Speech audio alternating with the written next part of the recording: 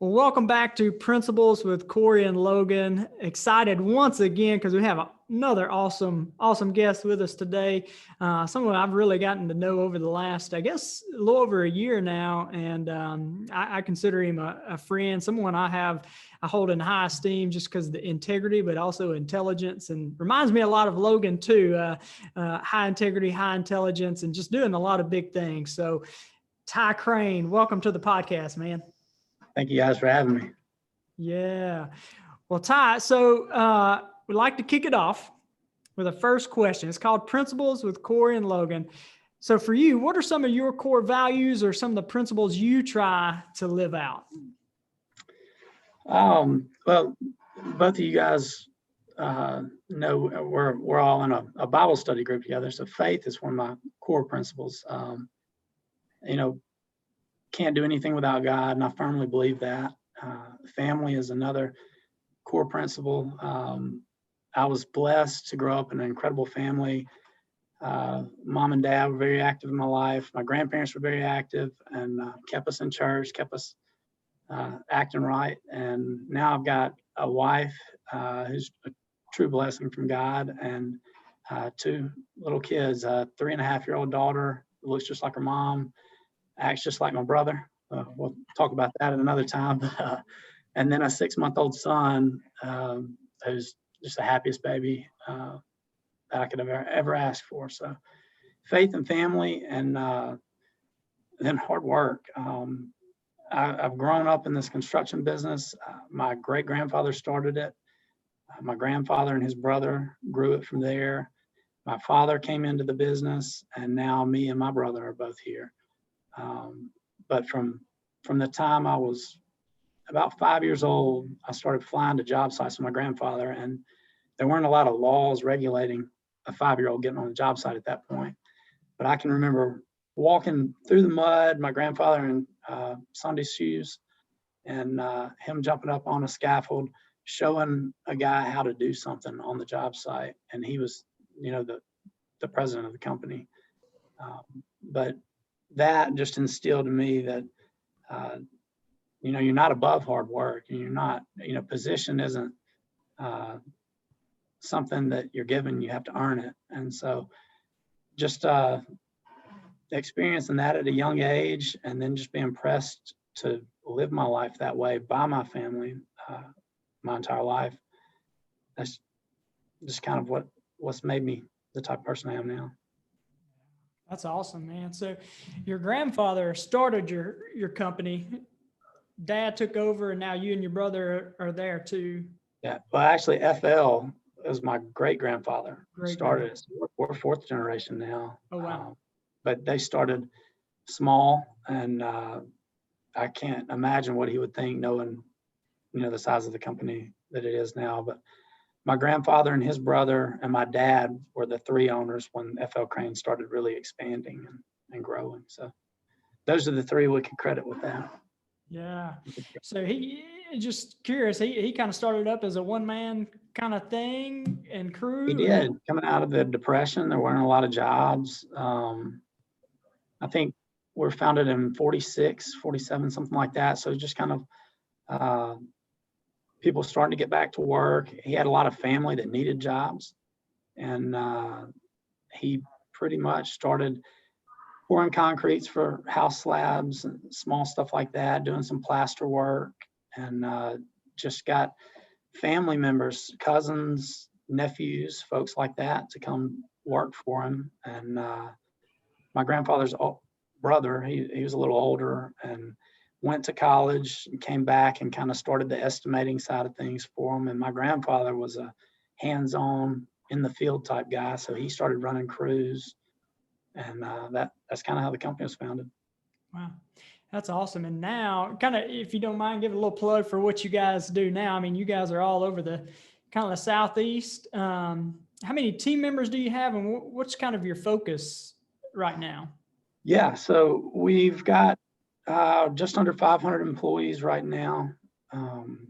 We have offices from Austin, Texas to Melbourne, Florida, up into Nashville, Memphis, all over Mississippi and Alabama.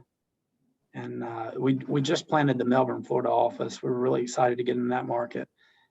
Florida's booming, and there's a lot of work going on, and just really good markets there. Austin's another really, really good market. We've been there for years. That was our second office that we planted. But we are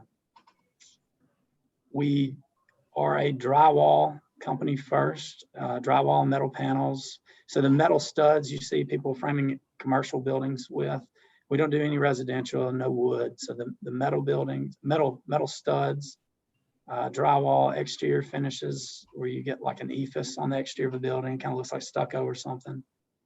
And then metal panels that would be on the exterior of a Coliseum or the exterior of the Superdome was a big project we did, just for kind of a reference, that metal that wraps exterior walls.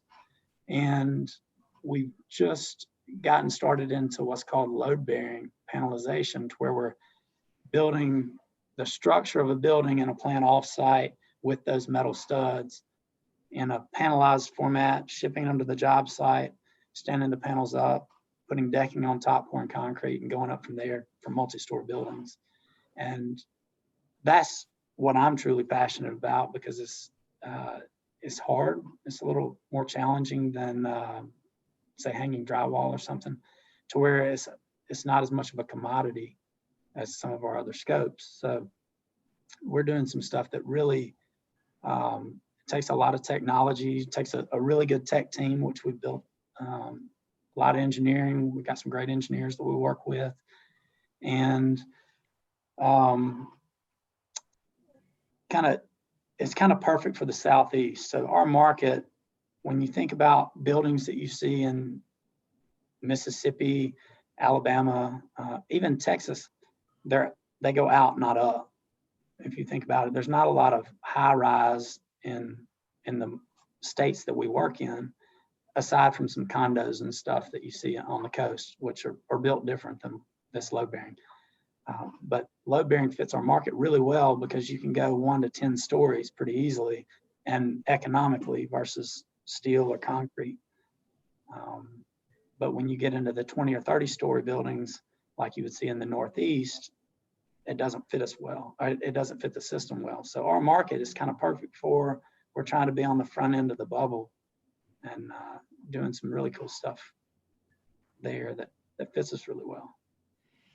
Yeah, that's really cool. One of the things what I heard in there is, you talked about how FL Crane started. It was like, let's just pour some slabs and concrete for residential. And where you are now is, what I hear in that is growth and change, and not being afraid to be on that front edge. And you just talked about it, being on that fringe right there. How do you, and a lot of people are afraid of change. They're almost resistant to change. I guess for you, what's your thoughts on change and how that relates to growing and staying on the forefront?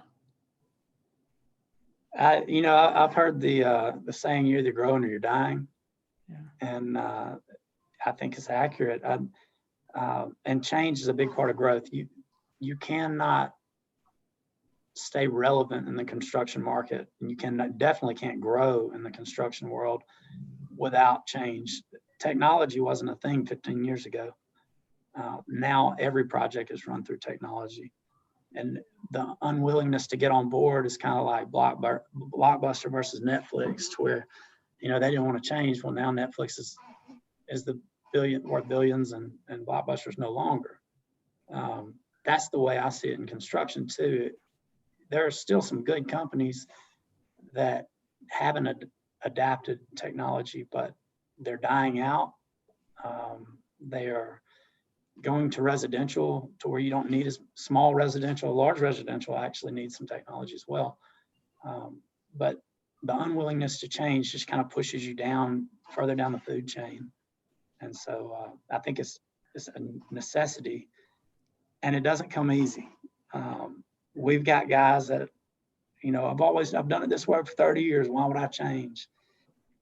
And 5 years ago, that was a very hot topic. It was something that we fought a lot.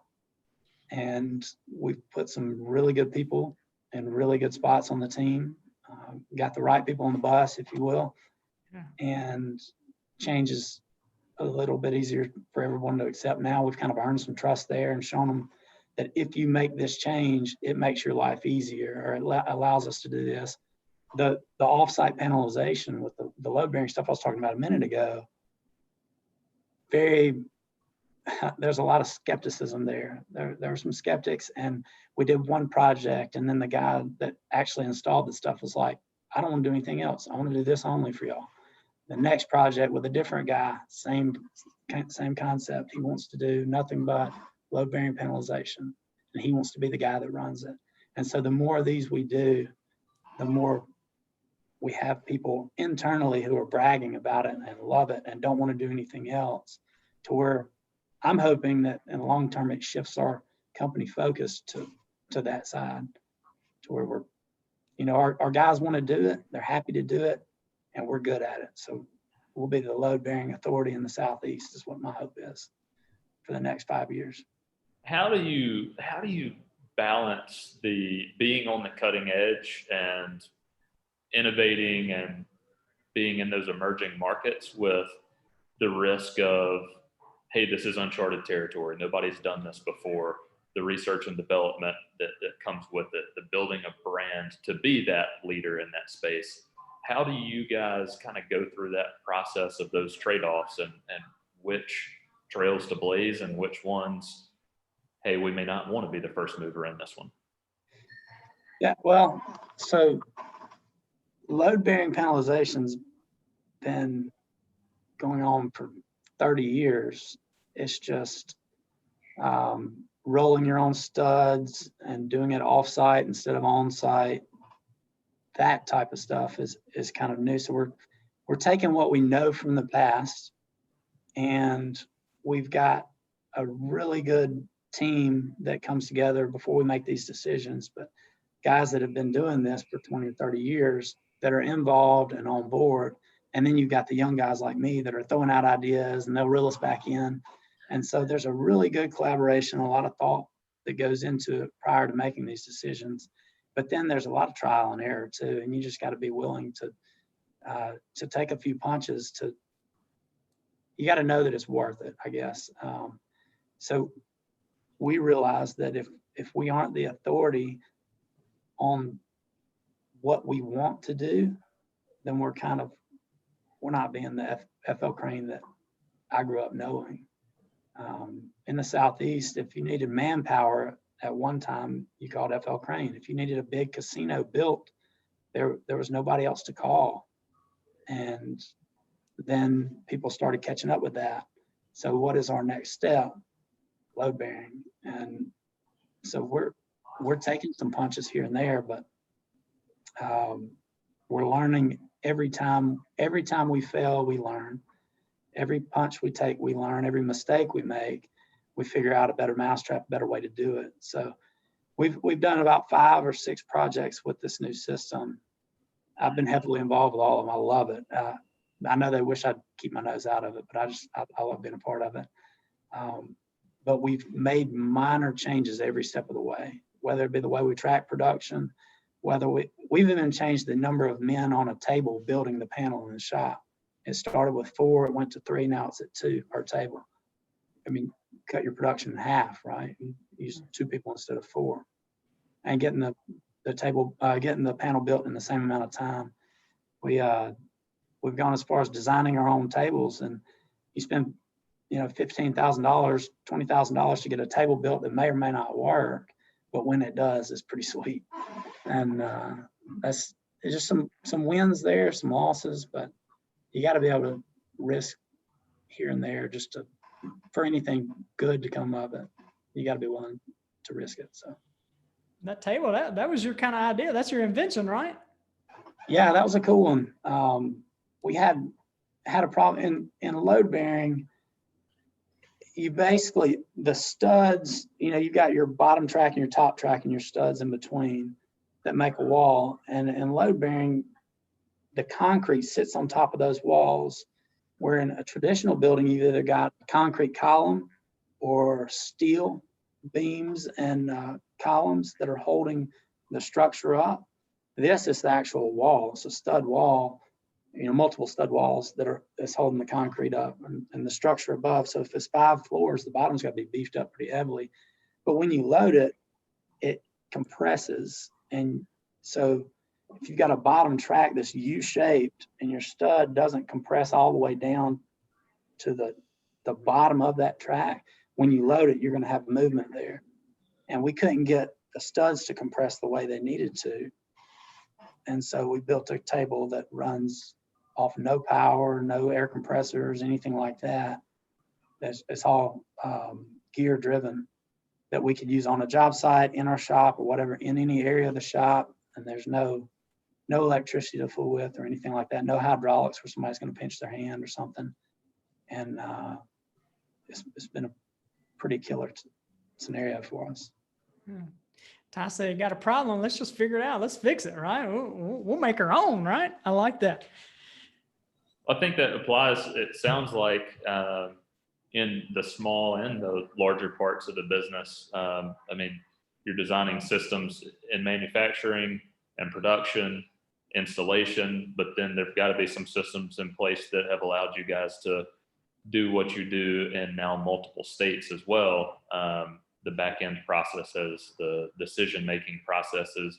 How have you guys been able to scale like that from a small one-man family-owned business to now 4th generation, multi-state, doing projects with the Superdome? Yeah, I would say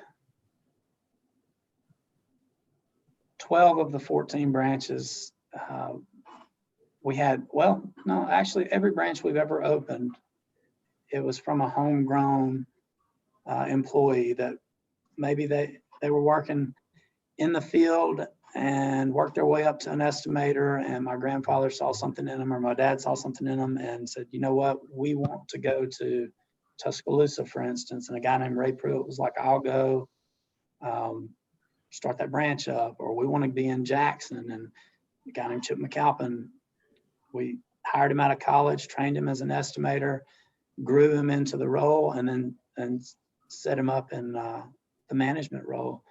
That's kind of how we've done everything. A college buddy of mine is running the Melbourne, Florida office. We graduated in the construction science program at Mississippi State. He worked for us for like 8 years and was doing a great job, has a great personality, and that type of person that just attracts people to him. And, hey, would you move to Melbourne?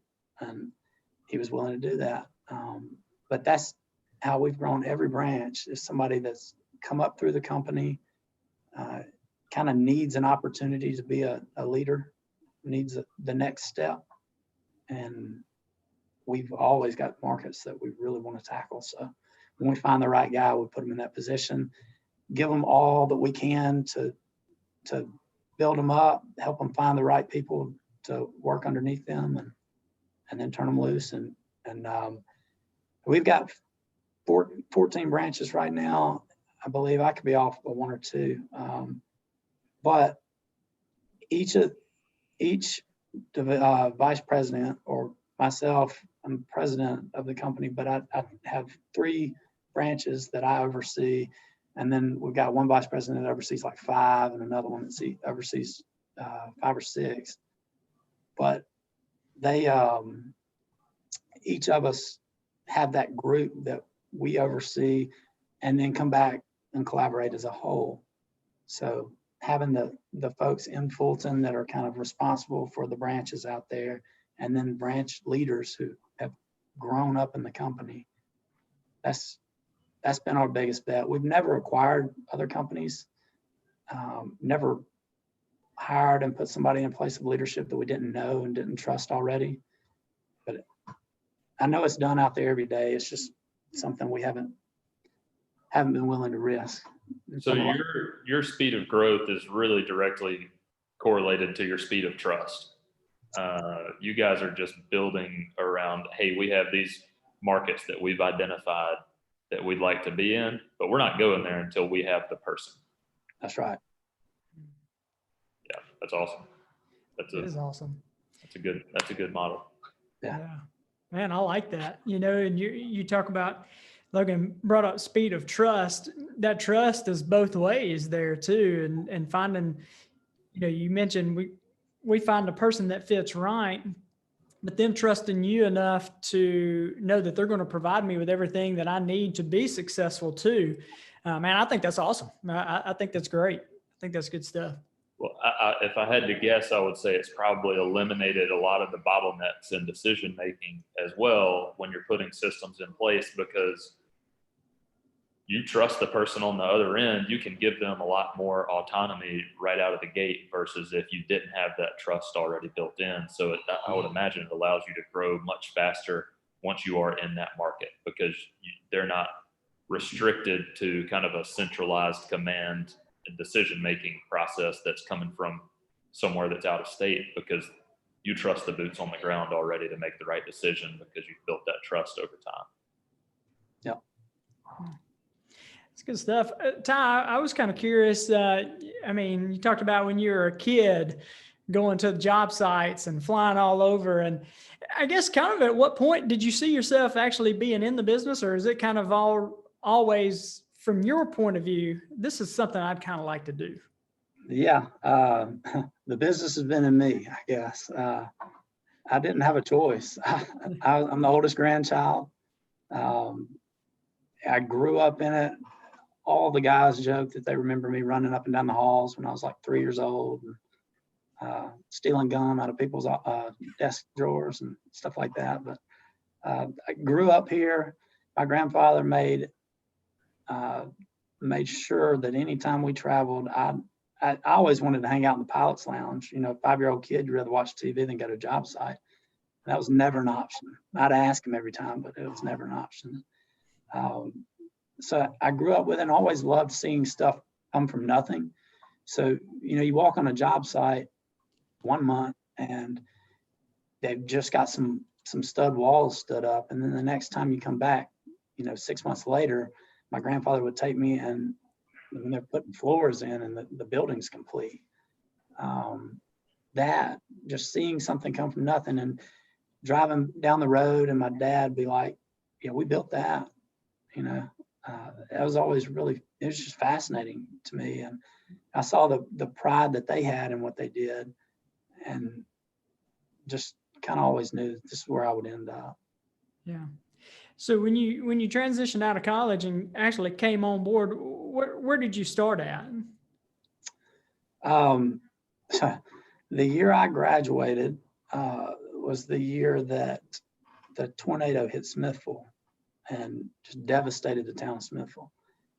It was also right on the back end of probably the worst 2 years in our company history from the recession. So in construction, you're really about 18 to 24 months behind any recession in the economy, because the work that you're currently doing, or when a recession hits, that work's already been funded. But it's the work that hasn't been funded yet that kind of trickles out, and the work that's not already designed. So 2010, 2011 was horrible for construction in general. Everybody in construction struggled. And the tornado hit in Smithville. They didn't really have a place for me out of college at FL Crane. And so I came to FL Crane for 3 or 4 months. And then we got involved with the Smithville rehabilitation of the city, actually, and brought a company out of Texas in that kind of does that. They're program managers for disaster relief, and they hired me for a year. So I left FL Crane to go there. It was just basically a direction from my dad, like, hey, we don't really have a spot for you anyways. You need to go work for them while there's an opportunity to learn something outside of the company. So I worked for them, learned a ton from that side of it. It's basically the owner's representative. So we worked directly for the town. We're in meetings with OSHA or with FEMA and MEMA every day, trying to get funds for all the different city entities that we're working for. We would hire the architect and then help on bid day, select the GC. So I got basically a couple levels up from where we work and the world we live in. just to kind of see how that realm of thing works. And 2012, I believe, I came back to FL Crane. And this is, I kind of skipped over the start with FL Crane. The year I turned 18, I worked in the field every summer. Just every trade we had, I had to learn, do one summer of each trade all the way through school. I got one break. I broke my leg one summer, so I got to sit in the office and learn to estimate, but they couldn't use me out in the field. But other than that, so learn the trades in the field, get to know the guys in the field. And then out of college, I came in and did the year with Broadus, and then came back to FL Crane, estimated for 3 years. When I was awarded a project, I would manage it. So I got the project management side as well, and then moved into an operation officer type role. And I guess I was in that role until last year, or until November 2019 when I took on president. But the operation role is basically trying to improve. I took it as like, let's improve all of our processes, because we've had some good times in the past, and you like get real relaxed when things are going well, and you kind of let the processes drop off. People forget them, or they don't train the new guys on the processes. So we kind of just revamped all that and really looked at the way we do things, why we do things that way. Should we change it? Had a ton of change. Several of the guys were like, can we not just get one thing right and then go on to the next change? So I was throwing a lot at them, but everybody got on board, and we made some great improvements, and it's really been paying off during the good times when everybody in construction is making money. Well, we're making extra because we're doing things right. And then when the bad times hit, we'll know our cost. We know, exactly what we can get away with as far as dropping our margins to be successful, the low bidder on work, and still make a okay profit that we can keep the doors open and make it through the difficult times. So that was my focus, has been my focus for the past 6 years now. I was kind of curious that journey there. What are some leadership lessons you've learned along the way? Because you've seen it all the way growing up. You talked about your granddad, and then starting with the guys in the field, and all that whole journey there. What are some of the key learnings that you've had that kind of shaped your leadership? Leadership's earned. So it's not a title, it's not a position. My grandfather, he would work in the field even when he was, running the company, leading the company, and they respect him for it. And all my life, I've always heard all the guys in the field, they'll run through a brick wall for Johnny Crane. They'll do anything for Johnny Crane. And, you ask why, or you learn why. He earned it. He earned that respect.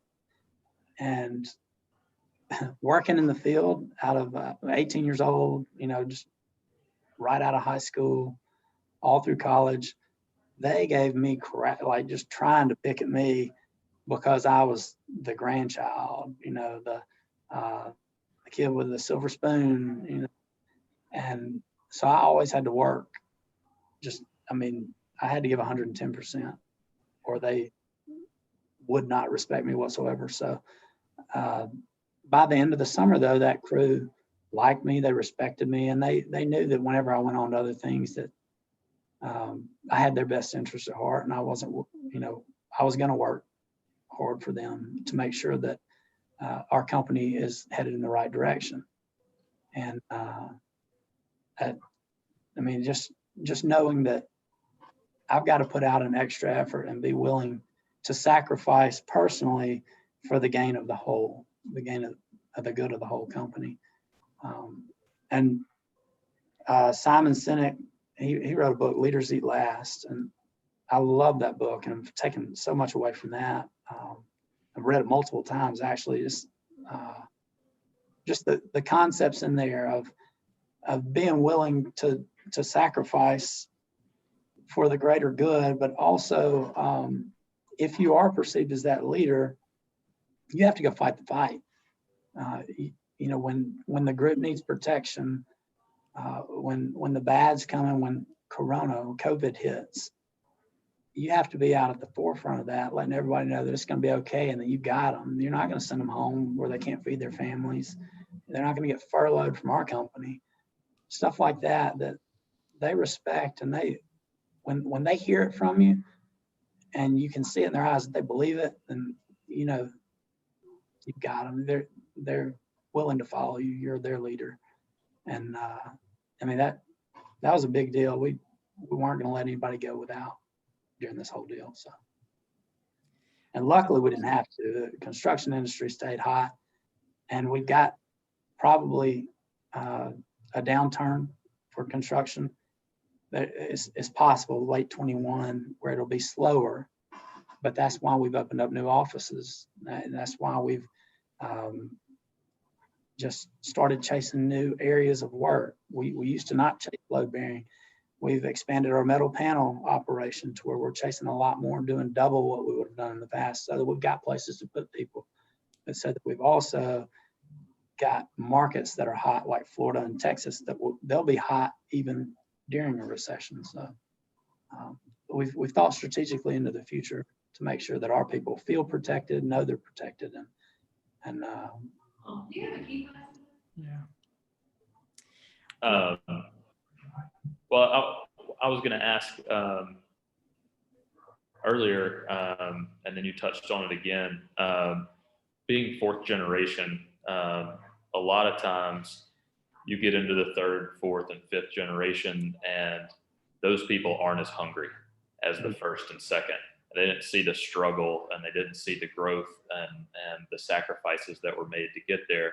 Sounds like a lot of that is owed to some time with your dad and your grandfather, and seeing those things firsthand. But what drives you and keeps you hungry right now versus what in a lot of instances is where a company or a legacy starts to falter a little bit? Yeah. Well, so I've always been told the third generation fails, right? And we've made it to the fourth. But I think I get to the end of the question in just a second, but I think the reason that so many fail is that one, you've got the grandchildren that want to live the lifestyle of the grandfather, and everybody wants to feed from the company, but nobody's willing to do the work. And I mean, you think about it, like a grandfather has 2 or 3 kids, and they have 2 or 3 kids. Now you got 8 grandchildren wanting to feed off of the same company that the one started and fed off of. So now you need to be 8 times bigger, or even larger than that because of all the other family instances. So I think the unwillingness to change and the wanting to do exactly what my grandfather did and not have new things coming into the business, not being willing to branch out, that's what causes you to fail there. As far as personal drive, it's just, I hate failing. Cory and I talked about it before we started here. High school baseball, I despised striking out because I felt like I lost. The pitcher had absolutely beat me in to the point where I might swing and dribble, the equivalent of a bunt back to the pitcher, but that was better than striking out. And so I would almost, when I get 1 strike, 2 strikes on me, it was a mental thing that, looking back now, screwed me up worse. Big leaguers strike out all the time, but they hit home runs with 2 strikes a lot of the time too, because they're not scared to take a swing. I was scared to take it. I wanted to make sure that ball went forward one way or another. And so fear of failure has always been in me, which it's not a great thing, but I refuse to fail. And seeing that just my family, I won't fail them. And that's what drives me is being able to look at my little girl, my little boy, and saying, I gave it all and left it all on line, and I didn't fail you. And so that's what drives me internally. You know Do you- what? I say we call it healthy discontent with failure. That's what we'll call it, Ty. There you go. Healthy Go ahead, discontent. Logan. Sorry.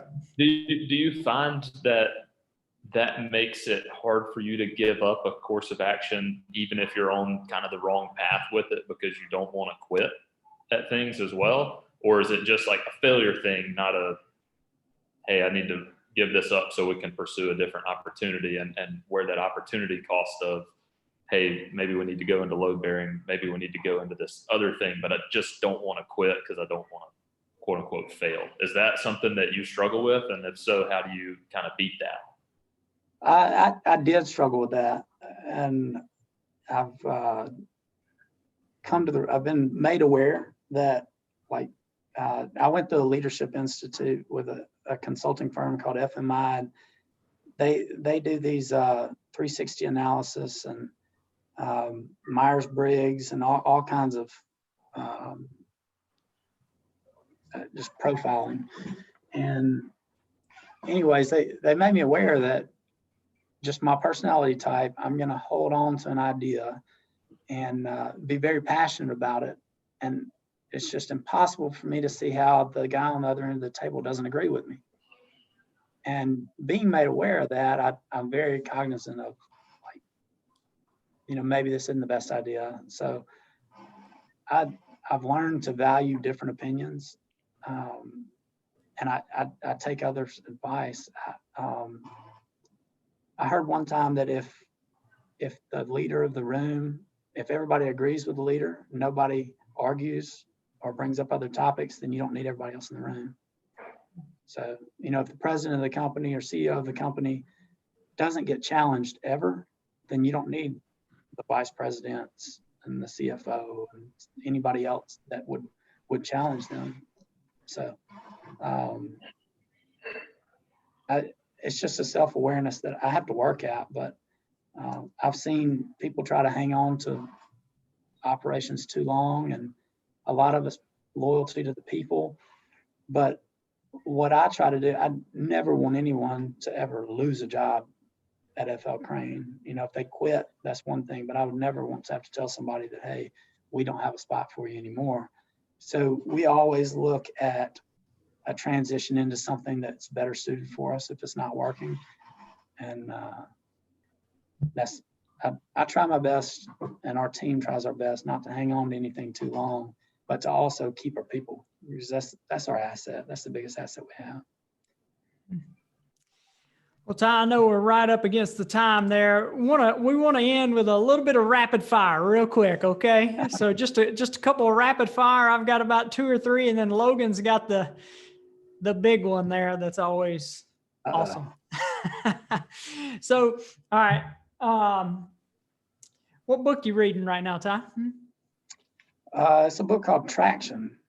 Traction. Yeah. Okay. I just cracked it open. But it's really good so far. Okay. What's the latest lesson that you've learned? Most recent lesson? Shoot, that's a tough one. It could be family related. It could be health or work or whatever. Yeah, it was a lesson to me. It might not be a lesson. You guys might not consider it a lesson, but my little girl, she's 3.5. She's wide open, but she is so filled with joy, and we get on her all the time because she doesn't mind well.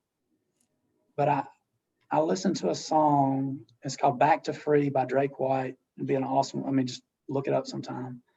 But it talks about a child's joy and how, like, when you turn 18. Things get serious and you lose that childlike joy. So that's listening to that song, watching my daughter. Just the thought of, I'm not going to steal her joy.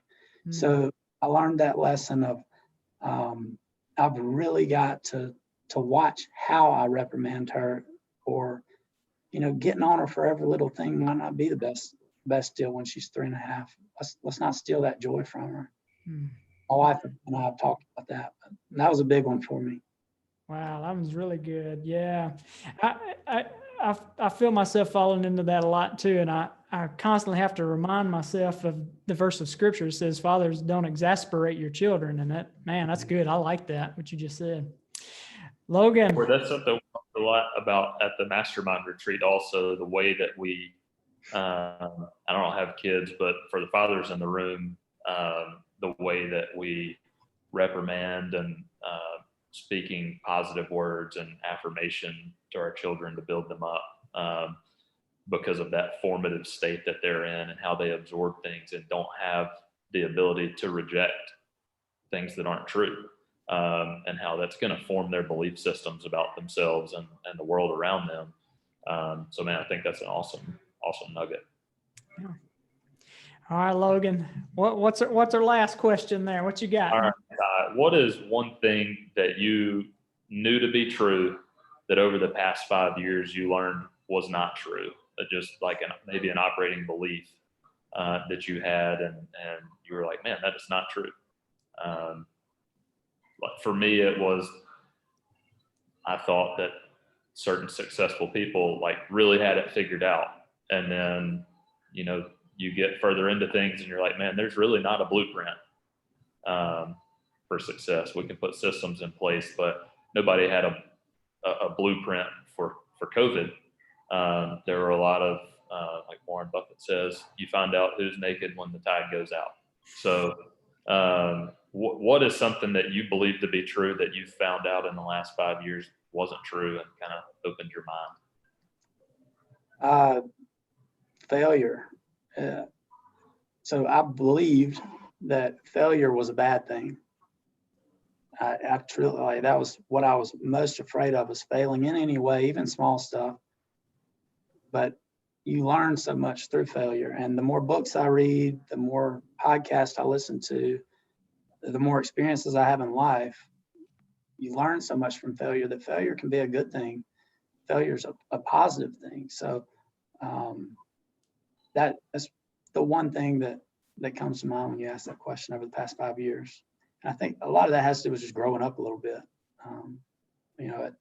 At 25, failing when you don't really have much money left in the bank, and one failure could kind of wipe you out.